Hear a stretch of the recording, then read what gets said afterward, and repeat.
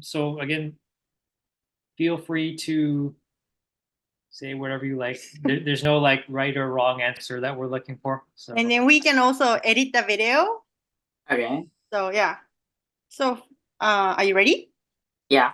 Okay. So please tell us the things you remember in the process of your English learning since you were little. My mom always made me like speak or listen to English, and like I'll get used to it. Hmm? And I first went to what was that? Disney English. Yep. When I was 1, from about first grade, I think. Yeah, and like there was a lot of fun included. And of course I was also learning and like getting used to English too. So Mm-hmm. Did you say you started when you were 1? yeah, my mom said so. Yeah. Okay. what was the first English word that you remember? Probably mom. Well, so your mom made you speak English a lot at home. Whatnot. Yeah. Okay. And then was it just with your mom, or did you have like a teacher when you were little? How was that? I don't think there were any teachers involved when I was 1. Yeah, I think not only, when you were 1. yeah. Okay. So that was your experience from your Disney English, right? Yeah. Yeah. Do you remember some of the events you attended? I remember Halloween, Yeah. Christmas, probably just that. I kind of remember the picture you were on the stage, and then did you make a speech or something? I think you're talking about your trip to Canada or something. Oh, the one that my dad forgot that his passport was expired or Yeah. something. Yeah. Oh yeah, I think I did. What was it? What was it? We planned to go to Canada in the fall. My dad forgot that his passport was expired, so he couldn't go. And we were planning to see the auroras, but we couldn't since it was cloudy for like 2 days in a row. Right. And that's it. Yeah. So did you attend like any summer camp when you were younger? I think so. I attended a summer camp like when I was 3rd, 4th grade. I don't remember the name, but I think we went to like Niigata or something like that. Right. And in 5th grade, I went to Nambu Discovery Camp. It was a lot better. The food was homemade. It was so good. It was a lot personally. So the one in Chiba was your favorite? Yeah. That's good. Okay. So you went to IB school, Yeah. elementary, and like how was your experience there? There was a lot of fun. There were a lot of Japanese people in IB school. There were some people from abroad. I think there were like 2 or 3 people in my class, and it was kind of like a school where you develop your communication skills. Right. Probably, yeah. They kind of focused on that aspect, right? Yeah, yeah. So you were using English in that school too, right? So Yeah. it was okay to use English and Japanese, like you can choose kind of thing. Yeah. Yeah. Okay. So, and then after that, you changed your school. Yeah. That's because I was planning to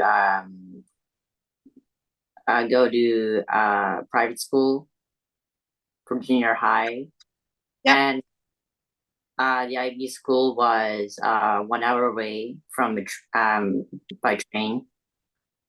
So it would be a lot harder to study during that time. So because like you changed your school to a public school for a while, Yeah. right? So I think it was like a change. Yeah. There was a change that like you need to just speak only in Japanese, right? From there. There wasn't any rule that you can't speak English. But the English classes were easy. Easy. Yeah. Yeah. So from there, like what did you what was the thing you were trying to like keep up your English after you changed your school to like regular public school? I started working on Aiken grade pre-1 and first. And so I took a lot of online classes and also learned much more English at home to pass that. Okay, so from there, so Aiken was kind of good thing to keep up your motivation. Yeah. I guess. So, like Ren, you spent a lot of time studying English from when you were young. Yeah. When did you realize that you need to work on your Japanese as well?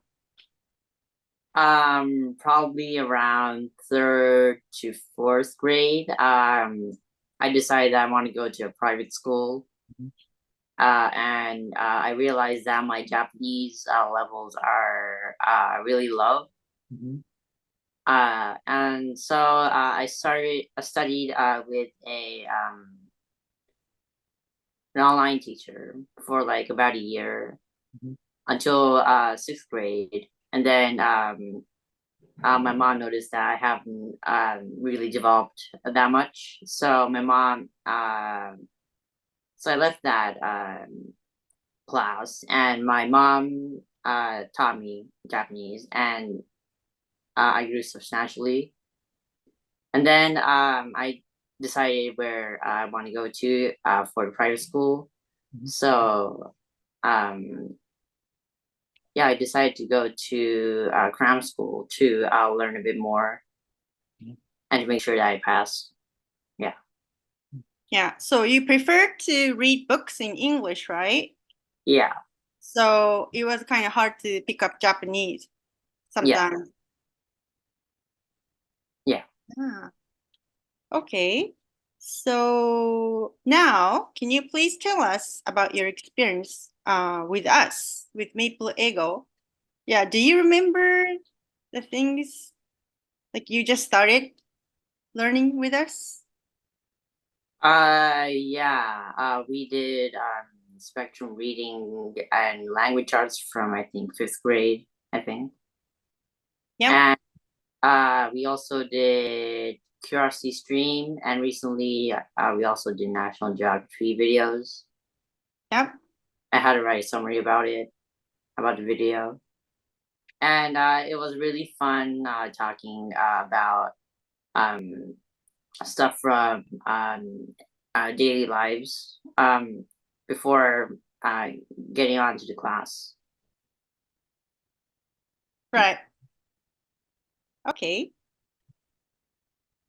So when you were studying with us, were there any challenges that you had? Yeah. When I started Maple English, I think that my grammar skills were not very good, I think. But we did a lot of essays and summaries, and I think I got through that well.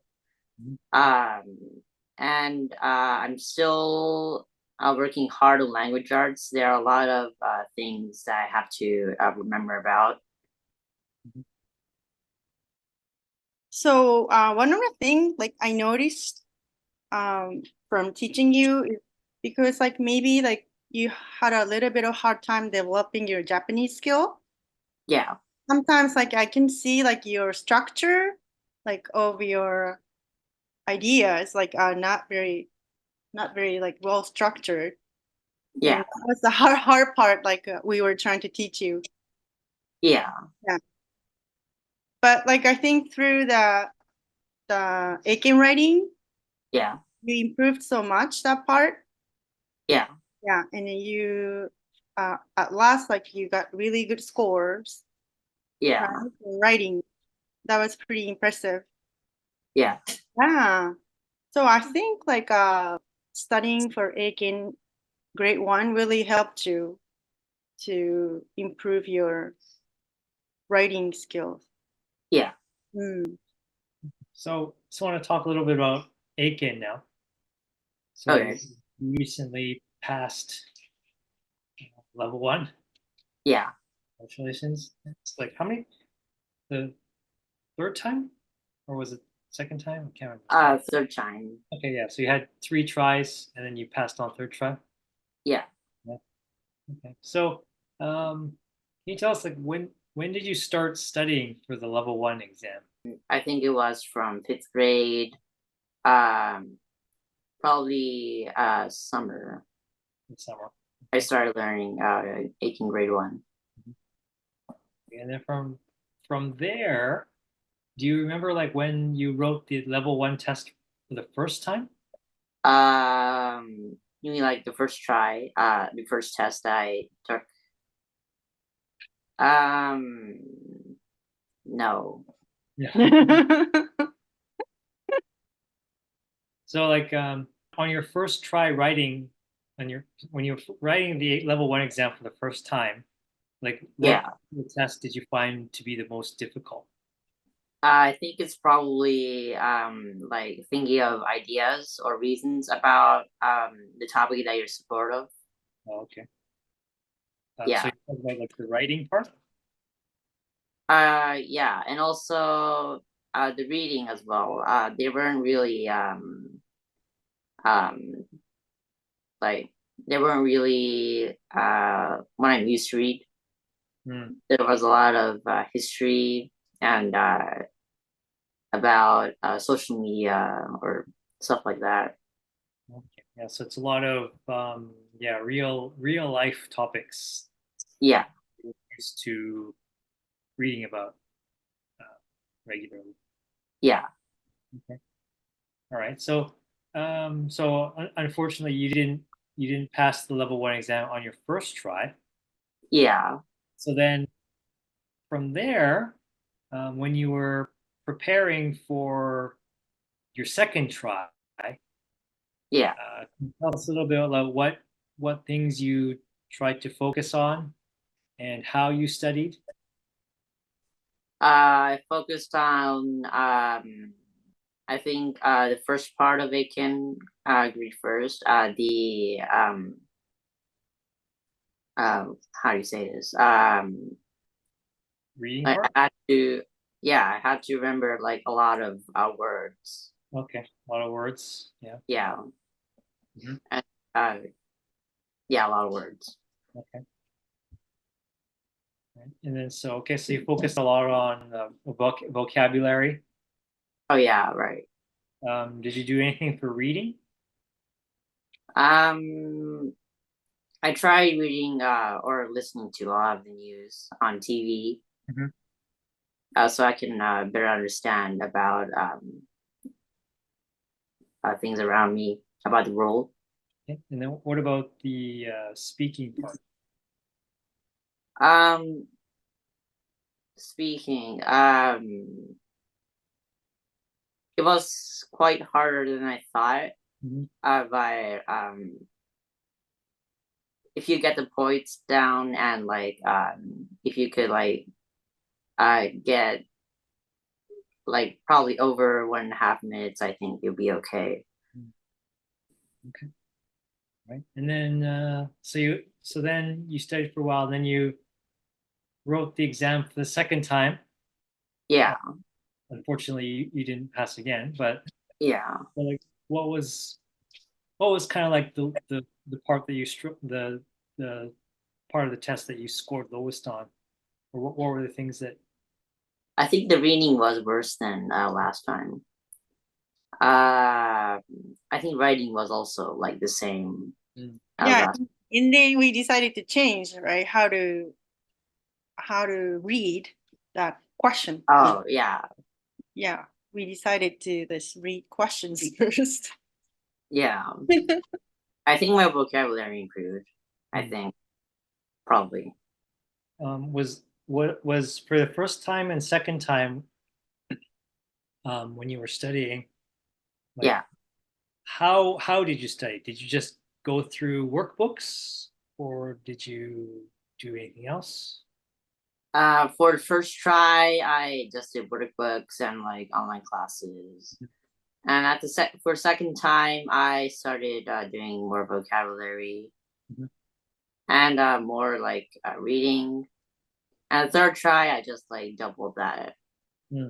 Okay. So the third time, you just did a lot of workbooks and a lot of online lessons to practice. Yeah. Okay. So at the time, like you were also preparing for your tests for the private schools. Oh yeah, right. So when you passed Aiken grade 1, you finished pretty much everything at the same time. How did you feel?